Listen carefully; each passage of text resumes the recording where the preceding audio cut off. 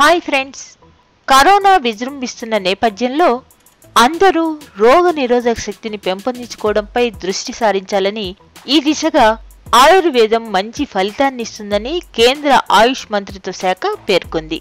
ఈ మేరకు పోస్ట్ కోవిడ్లో ఆయుర్వేద మందుల వాడకంపై మార్గదర్శకాలు జారీ చేసింది. మరి అవేంటో ఇప్పుడు తెలుసుకుందాం. యోగాసనాలు, ప్రాణాయామం, ధ్యానం క్రమం తప్పకుండా చేయాలి. వేడి నీళ్లలో కొంచెం పసుపు వేసుకుని రోజుకు 1-2 సార్లు తాగాలి.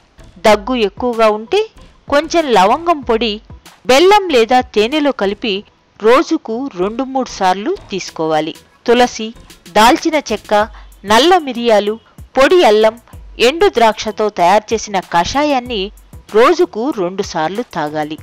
వైద్యుల సూచనల మేరకు ఆయుష్ క్వాత్ 150 మిల్లీలీటర్లు 1 కప్పు, సంశమణివతి రోజుకు 2 సార్లు 500 మిల్లీగ్రాములు లేదా గిలోయ్ పౌడర్ 1-3 గ్రాములు గోరువెచ్చని నీటిలో కలిపి 15 రోజులు, అశ్వగంధ రోజుకు 2 సార్లు, పొడి దగ్గు ఉంటే 1-3 గ్రాముల మలేతి పౌడర్ గోరువెచ్చని నీటిలో కలిపి రోజుకు 2 సార్లు 2 టీ స్పూన్లు తీసుకోవాలి.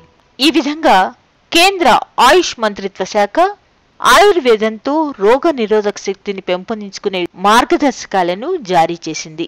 ఇలాంటి మరిన్ని అప్డేట్స్ కోసం please like, share and subscribe అవునా ఛానల్.